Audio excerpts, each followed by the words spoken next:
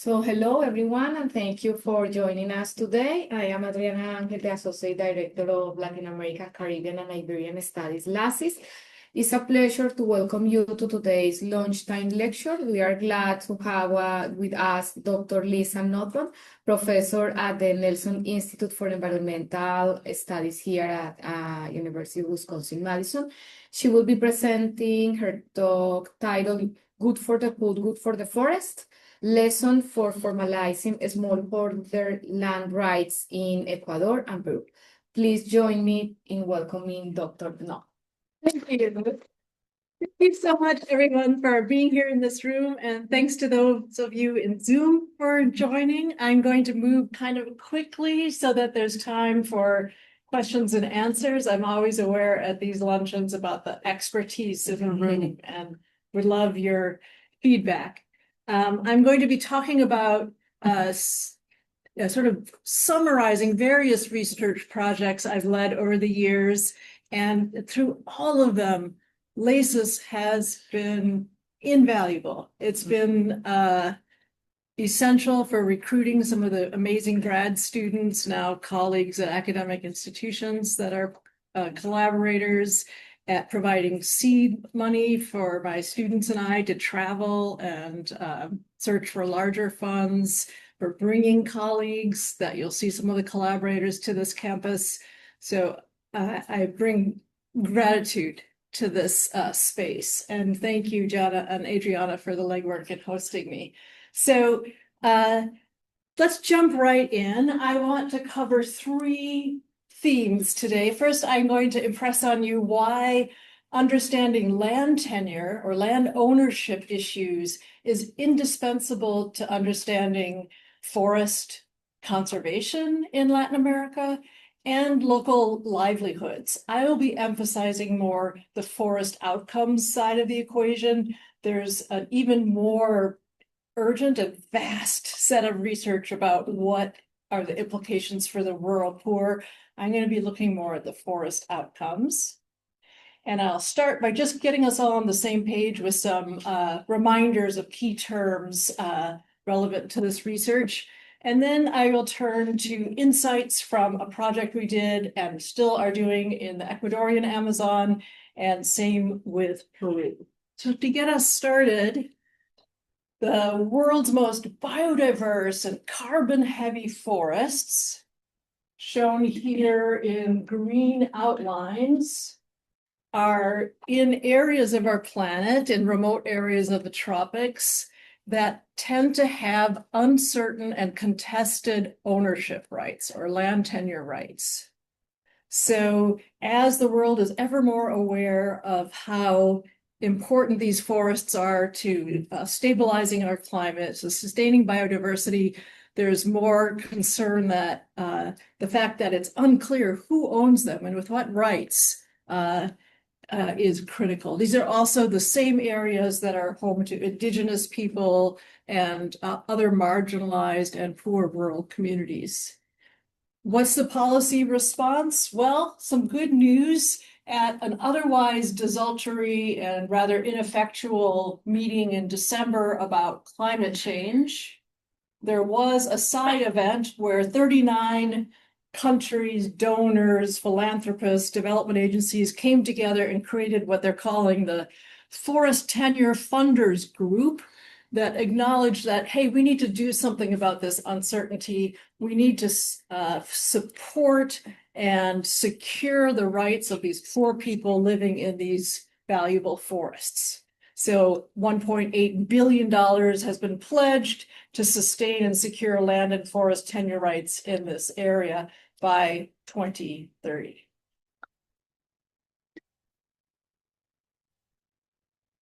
Also, a broad trend to be aware of is that the rapid deforestation ongoing to this day in this region, especially in Latin America, is no longer driven by shifting agriculturalists. It's no longer a poverty-driven problem.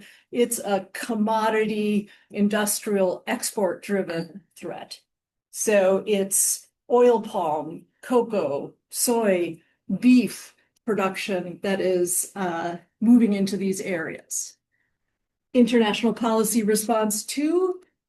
The EU has set up what they call their deforestation regulation, in which they pledge that starting by the end of this year for large companies, next year for small businesses operating out of the tropics, all commodities going to the EU, imported into the EU, must be deforestation free and traceable to a specific plot of legally held land with proof of land tenure rights and compliance with local laws.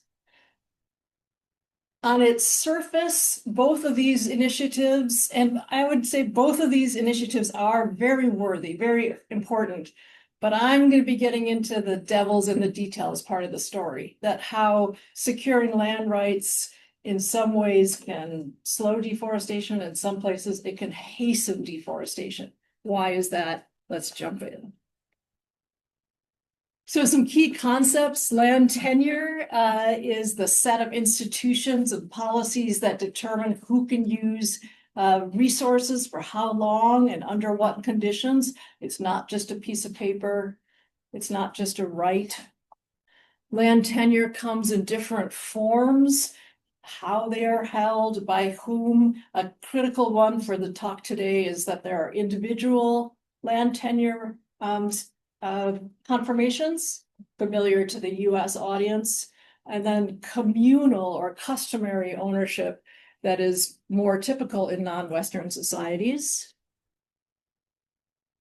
And tenure security, that's a very appealing word. It comes up in those pledges. What does that mean? It means not just that you have legal right, but it's the assurance that society or government will uphold and guarantee those rights that you have. That's what tenure security is about. It's like, is your ownership going to be respected?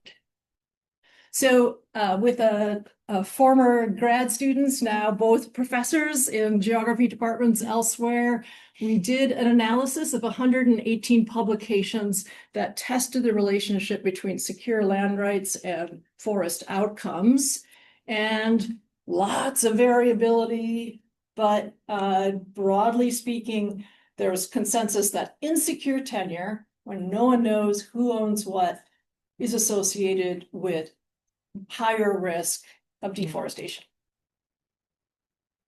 But secure tenure could be associated with either hastened or slowed deforestation, depending upon the context. Let's get into why that might be so. In cases where securing tenure helped slow deforestation, it was because people's rights, whether individual or communal, were protected from illegal loggers or miners, external threats.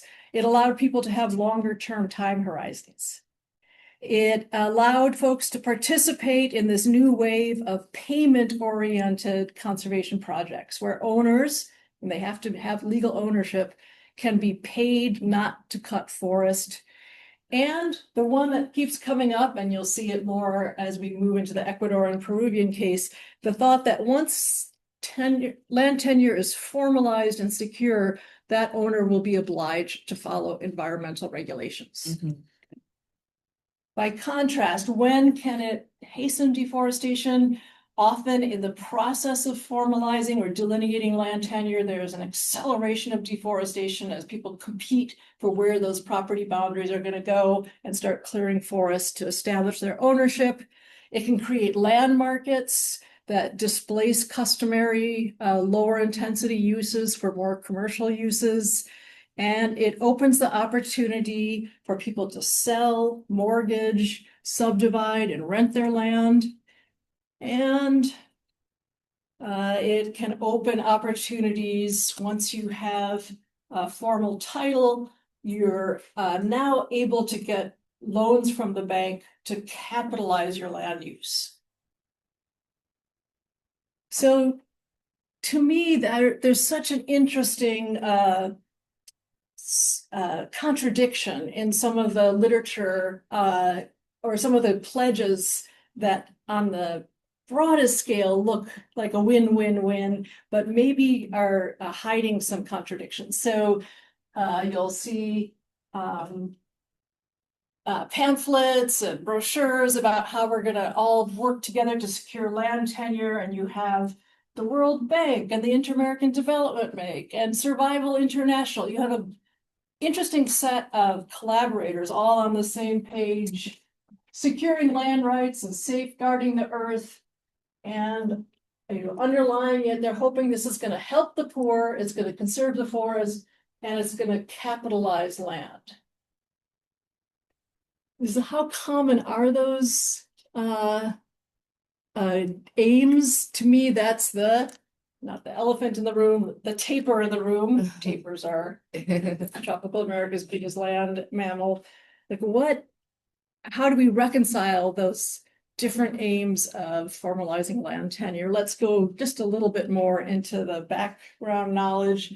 Peruvian, infamous economist De Soto, who's written a lot about property rights and has a broad influence beyond Peru, says that the most important thing to do to alleviate the poverty in Peru and elsewhere is to give people secure property rights.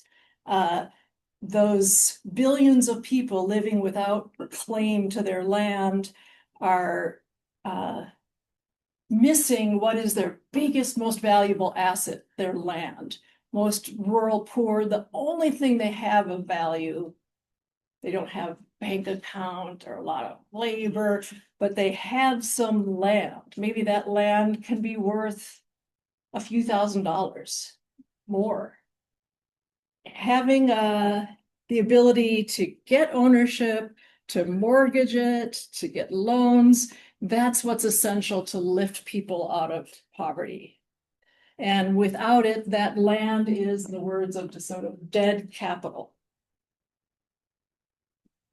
Another voice from Peru, another expert voice, Silvana Baldovino, who's working for an NGO that I'm collaborating with here, has the opposite view. She says that the privatizing and titling land in the conventional sense is the source of deforestation because it breaks up customary tenure, it fuels land trafficking, and it favors short cut and run kind of land uses. And she objects to land being called an asset, dead or not. It's a source of meaning and cultural heritage, especially for Indigenous people.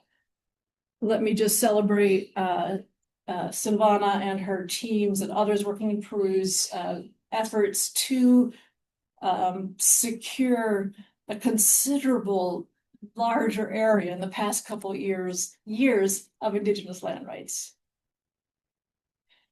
I'm shifting gears here. I agree that Indigenous land ownership security is our most important priority.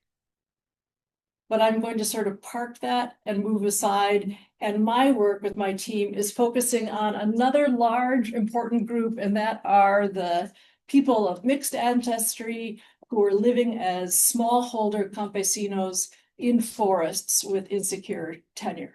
What to do to help them with that insecurity problem. So I tend to work with these smallholder groups that live on modest-sized parcels. And the overriding question is, does titling their land with environmental regulations embedded, does that help slow deforestation? And just to give you a sense of why focus on these people, well, in Peru alone, there are something like 140,000 people that are smallholders living on public forest land, outside of protected areas, outside of indigenous lands, that collectively it's about the size of Panama. So there's a lot at stake for this group as well. 3 more background slides before we get to Ecuador. A little deeper dive into the issue of land tenure and how it can shape forest use, and a little bit closer look at what land tenure means. Land tenure is not something you just have. Yes, or no, tenure scholars often call it a bundle of rights, that different kinds of land tenure bring with it different sets of rights. And here are some of them. I'll talk through them in just a moment. And I've arrayed them so that you have a set of rights under the private system and under communal tenure systems. And gray means that you are likely to get that right. So access, can you get onto that property? Yeah. Can you withdraw resources for subsistence? Can you exclude others? Can you use it for commercial exploitation, say oil palm production? Well, that's where there's often a greater rights allowed to private property. Alienation, a strange term that just means can you subdivide, rent, sell, mortgage your property or pieces of it. That's something that's usually in the bundle of rights for private properties, not so much for indigenous people or for communal land owners. So just a quick, a lot of folks say, well, the way to get around this conundrum of land rights are important, but if not done carefully, it can accelerate deforestation, is you need to put environmental regulations and conditions on the issuance of land titles. This is sort of like the spoiler alert for my whole talk. Those environmental regulations, in essence, are constraining those two rights. A lot of the environmental regulations, both in Ecuador and Peru, have to do with limiting how much commercial extraction you can do and whether you can buy or sell it. So when the World Bank rep says in a recent meeting, how do we deal with this uncertainty of land ownership? The best thing to do is to formalize land with environmental obligations. Sounds great, but you'll see that there's a challenge there because a lot of local people are concerned or resistant to any kind of constraint on their rights. Before I get into the Ecuador case, any questions thus far? I'll just keep moving and maybe pause after the Ecuador case. This is very much a team effort. Gosh, these three experts all came through UW, all benefited from LACIS travel money and FLOSS fellowships, and went on to become leading scholars. Manolo Morales from the Environmental Law Group came and spent a semester here. Luis has visited, all thanks to LACIS. So our study site is an interesting one. I'm going to take you to the northeast corner of Ecuador. Don't need to have a map of South America for this group, but it's where Colombia and Ecuador come together. This is a region of immense biodiversity importance. It also is a place that has had very fast deforestation. And what I'm going to show you is 3 slides showing over time what's been happening. Green is forest, or orange is agriculture, red, you'll see in a moment, is deforestation. And this is the protected area boundaries set of a reserve called Cuyabeno in 1990. Okay, with time, here's the year 2000. You can see that there's a lot more settlement and deforestation going on. Conservationists expanded the reserve, but you see that deforestation is happening inside of it. By the final stage, this is the final confirmation. The original size was constrained. They removed these areas from the actual protected status, but put them into a category called patrimonio forestal, meaning that people can live in there, they can use the forest, but there are going to be some rules. This is the site where a big land formalization project was launched with funding by the Inter-American Development Bank. with this explicit aim of both helping the poor and trying to slow deforestation.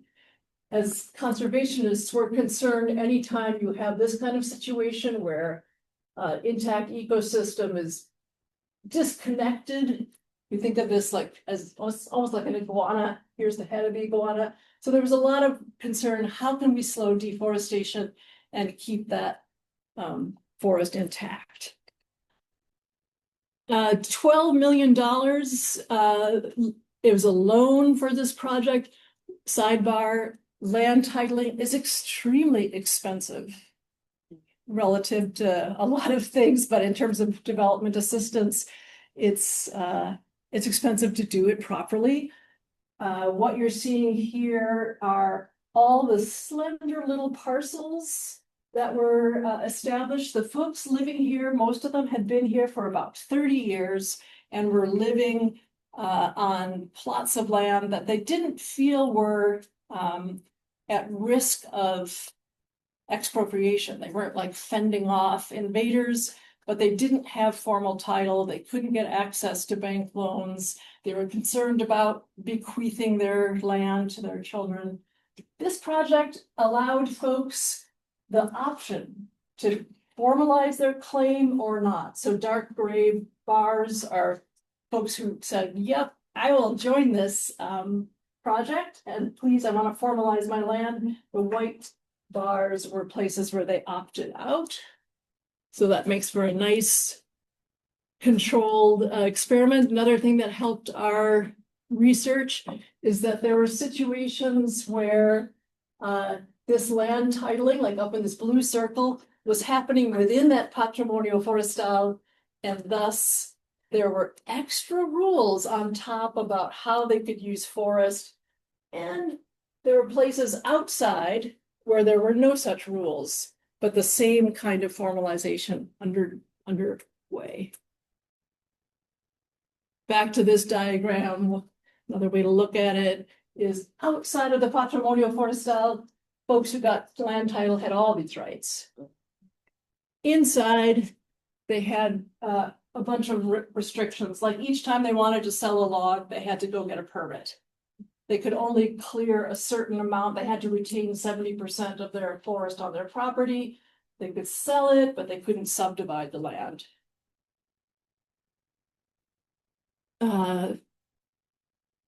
Difficult, slow, contentious process. That's maybe another take home, is that from afar, it sounds like, oh, let's just go tidy up property boundaries. As you can imagine, in the field, this is politically contentious. One technico was kidnapped because they didn't like the way the project was delineating boundaries. Another one had a heart attack.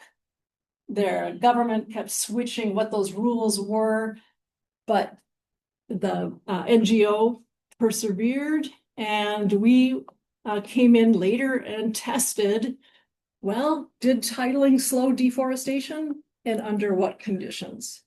So we had a sample of 1,500 parcels. These are about 44 hectares in size. Huge to someone maybe working in Guatemala, tiny, someone working in Brazil, sort of typical smallholder Amazonian.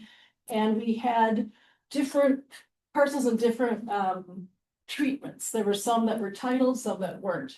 There were some that were outside the Patrimonio Forestal, where there were no restrictions, and some that were inside. Here are the results.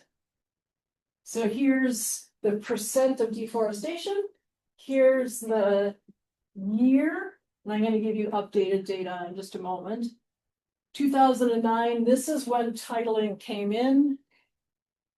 And what we did, and this is the deforestation up to 2014 is what we measured, is we categorized farms in 2014 as to whether they were titled or not titled. And then we traced the deforestation rates on those parcels going back in time. So in essence, this is the deforestation history of plots that wound up being titled, and this is the one that were not. And by comparing how much difference was there between these plots before titling versus how much difference was there after? And by controlling for things like access to road, quality of soil, we were able to test the effect of titling. And we found that titling, good news, overall was associated with a modest, significant, but modest decline in deforestation. So what that means is here's higher means worse deforestation, lower is less deforestation. These are the not titled parcels. These are the titled parcels. So you can see that they were marching along almost exactly in sync. And then after titling, the difference widened. Aha, but let's look a little more closely at the inside and outside story. So within the Patrimonio Forestal, where titling came with those rules about not subdividing, about having to ask permission for every log cleared, etc., you see that the dampening of deforestation was even more dramatic. So there was a more significant and greater deforestation slow down with titling inside the Patrimonio Forestal. And on the outside, here's what titling happened. Now we're looking at the outside. It's the opposite. Here's titled land. Deforestation was faster than the non-deforested. So take-home message here is that the how you do your titling and the restrictions around it can help shape what happens to forests. We did not just remote sensing, but we also did focus groups. And folks who we talked to who had gotten title and were living outside of the Patrimonio Forestal said things like, when you have title, now you can get a big loan. Without title, I couldn't have gotten so many cacao plantations. There was a big push to expand cocoa production. And with those with title could get chainsaws and cacao plantings and move into that export production. Folks on the inside were more frustrated. Before you could cut forests as you wanted, now we can't because of restrictions. This one surprised me, at least, at how fervent, how upset people were about this clause that frankly entered into publicity in the last maybe 6 months of the project. The government decided we can't save forest on little tiny parcels. People can sell their land, but they can't subdivide it. Folks hated that clause. How am I going to bequeath my land to my different children if I can't subdivide it? What if I need to I have a hospital bill and I want to sell off a little piece of land for some instant cash? I don't want to sell it off entirely. And maybe a poetic way of saying it, the ministry gives you bread and that slaps your hand when you want to eat. Oh. A frustration that, yeah, now we have formal rights, but constrained rights.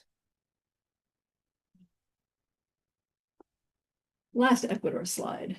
So an update, we're still working on this publication, and we have been following deforestation through 2023, and we're still seeing, I guess here's some good news for forests and public rules, I guess, that deforestation rates are continued to be slower inside Patrimonio Forestal than outside.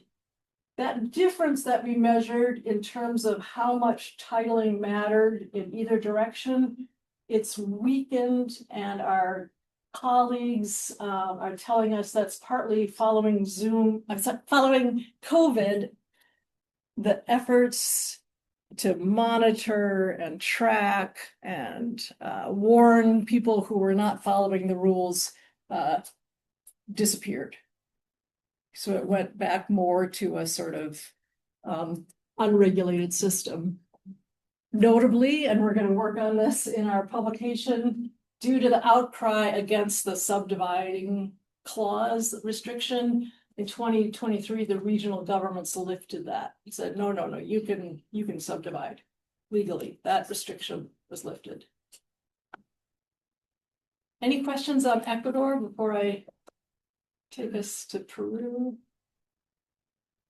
Yeah. I'm sorry if I'm losing some details, but the Patrimonio Forestal is a large government, correct, grant? Yeah, It's divided privately. it's a little bit like the US, we call them national forests. It's not as strict as a protected area or park or reserve. You can have people living in there, you can have them using resources, but they're under the supervision of government authorities. And typically you can't do like industrial ag in Patrimonio Forestal. Right.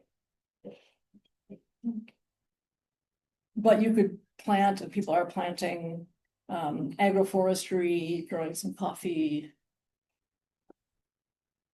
Non-timber forest products. Yep, totally. Yeah. I have a question. Sure. It's interesting that people are also able to plant coffee, and coffee often comes with monoculture systems, right? So is there like tension between having to have a forest but also planted trees? Yeah, there's a lot of ambiguity when there's that rule I just flashed that said like you have to retain 70% of original forest. You're going to see that come up and haunt in the Peru case too. 70% of when? At the time of titling, or the time you started living there, or when you sell your plot of land and sell it. If you sell a piece that has no forest, 70% of what? So there's it's easy to say like, oh, institutional weakness, they should be enforcing this, but those are sort of tricky, slippery things to enforce. Coffee doesn't grow very well here. Cacao is a better crop, but still they're mostly they're pretty far from market. They're doing kind of small operations, mixing food crops and cash crops. They don't have a lot of capital to do much else. So that partly explains the difference, why deforestation is so much faster outside, because now they can capitalize and start really clearing forest and making export grade, larger production systems. Sure. All right. Next and last, turning to lessons from Peru. Once again, this is very much a collaborative effort, but let me call out the lead on most of this work is Celeste Gunderson, who did this as her master's project. I should say sort of like, I don't try this at home. Most master's students wouldn't do something quite this ambitious, but she was really gung-ho and benefited from working closely with Holly Gibbs' lab as well, another professor on campus, and with colleagues in Peru. Jose Luis is in that same, again, it's an environmental law group that Silvana is in. He's working more on smallholder initiatives. Silvana's working on indigenous initiatives. Okay, so Ucayali, how is it similar, different from the Ecuadorian site? Extremely high biodiversity, heavy carbon-rich forests, fast deforestation, smallholders in the area similarly have plots of land about 40 hectares, probably more recent settlement times. This is one site where there's been several waves of immigrants from Venezuela who can and are claiming land. But on average, I'd say the farmers we're talking about had been in the area for, apart from the immigrants, 20 to 40 years. Another big difference is that this is excellent land for oil palm production, which is generates revenue and order of magnitude, 10 times higher than what you get from cacao. Oil palm is extremely lucrative. And Ucayali is the site in Peru with the most oil palm production and the fastest deforestation. So our question similarly, how does land titling affect deforestation from oil palm? Now it's not so much a question of, you know, how much rules can we put on those smallholders who are going to stay on that plot of land and do their best. Now it's, what does land titling do in a context of booming export production and booming land markets? That's what you're going to see. So here's the taper in the room again. Is this going to titling all those informal claims? Is it going to oblige people to follow environmental regulations? It should by law. Or is it going to open up capitalized, intensive production and land markets? So here are on the books what you're supposed to do to be able to get an agricultural title in land that's classified as forested, not in a national park, but it's a similar sort of patrimonio forestal situation where people are allowed to be present, but they're constrained in their use. So hypothetically, to get title to a piece of land that you've been farming on with your humble resources and family for a couple decades, to actually get in to have a formal title, you need to have a field survey, you need to get authorization that land use is going to be acceptable from 2 federal agencies, but only up to 70%. So in this case, Peru wants you to hold on to 30%.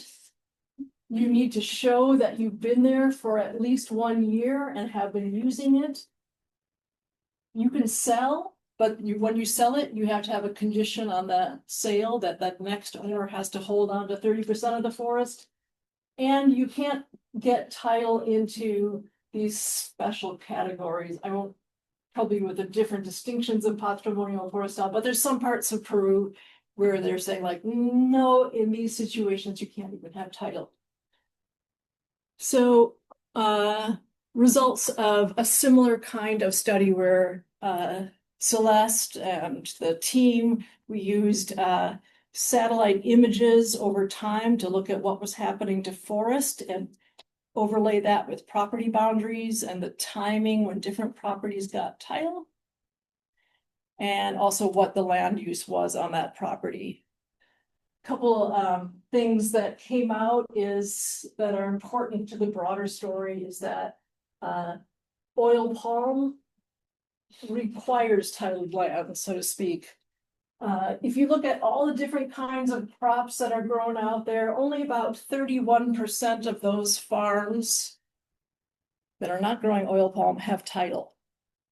But if you're going to grow oil palm, especially if you're going to grow it as a company, you need title. So you need that assurance that you can invest your capital and industrialize your production before you're going to go in and do that.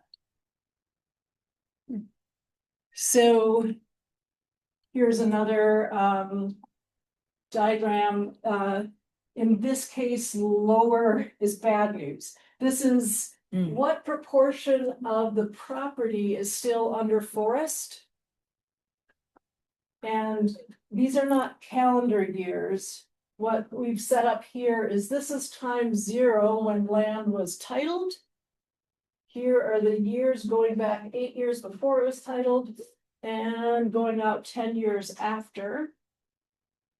So how much forest is around? And then we compare plots of land where there was no oil palm, plots of land where there was smallholder oil palm production on properties of under 40 hectares, and industrial oil palm.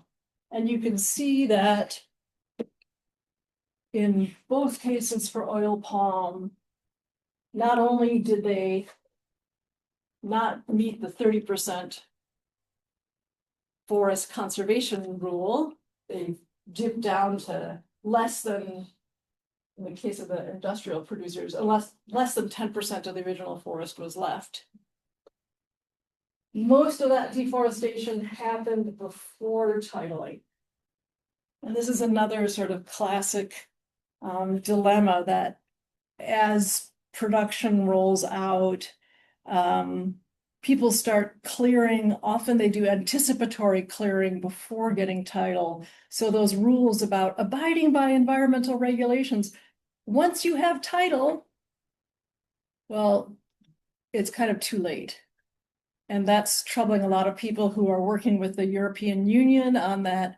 We want to be deforestation free on our imported goods. We must import from legally titled land that are following the law. Like, how far back do you go to call it deforestation free?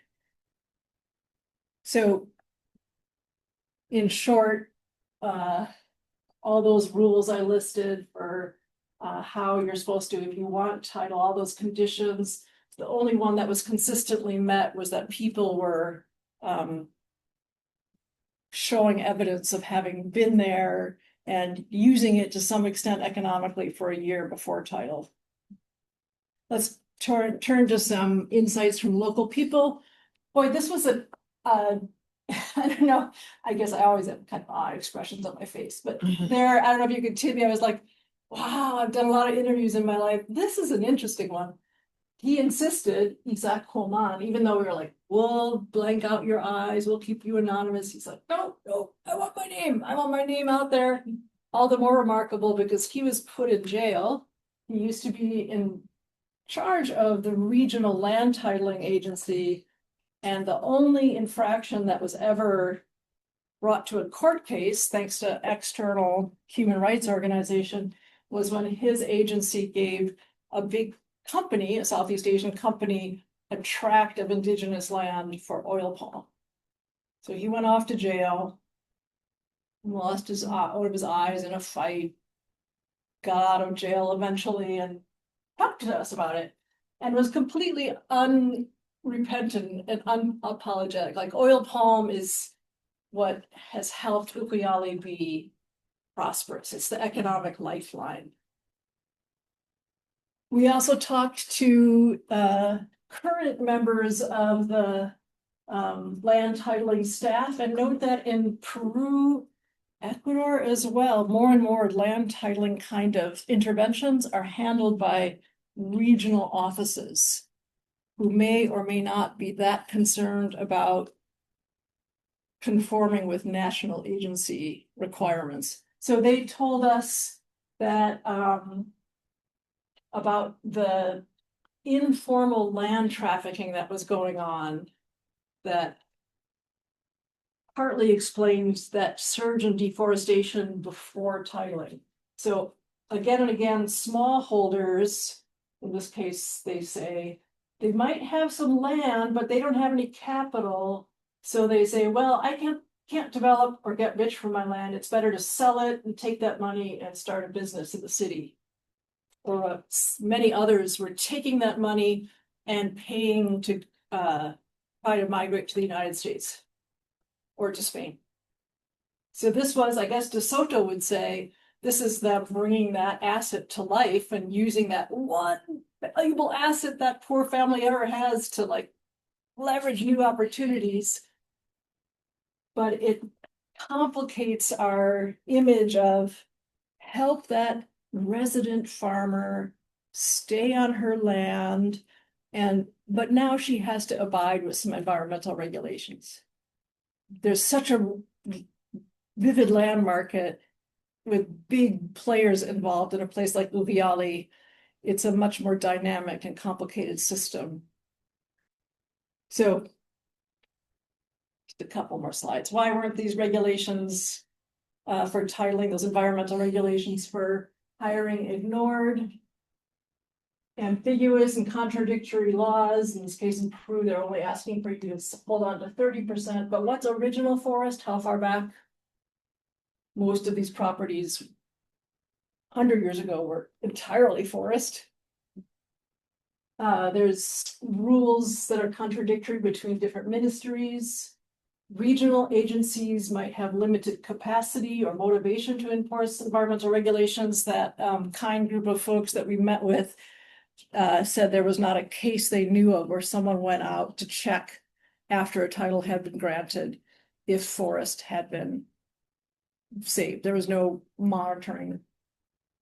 And here's something that to me was eye-opening, talking to that team, and then also talking to USAID colleagues, even the Inter-American Development Bank colleagues. These are big, expensive projects. And typically each tranche of money that goes out to a regional titling agency, it's delivered according to how many titles they've granted. It's not delivered according to, and did you enforce the environmental regulations? Show us evidence. And here's extra money to make sure you enforce those environmental regulations. So there's a real disconnect. And you can probably imagine, I'm not very popular at like a World Bank meeting when you see like, this is the win-win solution, and the head of the World Bank land grant program says like, well, we care about forests, we care about the poor, we're just gonna make sure there are environmental regulations when we make titling. Well, who's gonna enforce those? Not to be too cynical, Inter-American Development Bank colleagues are trying to ramp up AI and remote sensing capacity. They've sort of given up on like building regional agencies staffing and sending them out into the field with their Jeeps to check up what's happening. They're trying to build a surveillance type enforcement. And the land transactions complicate this story of, you know, secure the poor's land holding and help her stay there and use her land sustainably. She might have a different calculation and want to like cash in that land and send her kids to college or move to Mexico. So, lessons, last slide. Especially when you have a super lucrative, booming industrial land crop like oil palm, titling land is likely to hasten deforestation unless you have real safeguards. In this kind of situation, I'd say you're better off, and I've been accused of being a parquista, being too much in favor of national parks. But in this kind of situation, your best hope might be to be like, okay, set aside at least some areas in the landscape where you're not going to let any oil palm or any titles, instead of trying to go parcel by parcel in favorite forests. Titling alone isn't going to slow deforestation. Landowners resist some of those restrictions. You've got to strengthen land administration agencies if you're going to count on environmental regulations being imposed. These big investments, and there's an election in Peru this week, and Inter-American Development Bank has something like $40 million waiting to like come in and do the next set of land formalization efforts. Tucked in there ideally would be, my perspective, environmental compliance, but oh my gosh, there should also be like social compliance to see who's playing the game. And ultimately, ideally, this is very idealistic, but those smallholders wouldn't have to make that choice between entirely selling their land versus getting into the business themselves. A part of me thinks like, I think titling, you got to do it. I don't know if you can save forest, but if you can do it in such a way that the poor folks profit from those forests coming down, that's a whole lot better than having it a system where the people sell their land cheaply and someone else comes in and makes a whole lot of money. Thank you for your attention. I'd love any questions.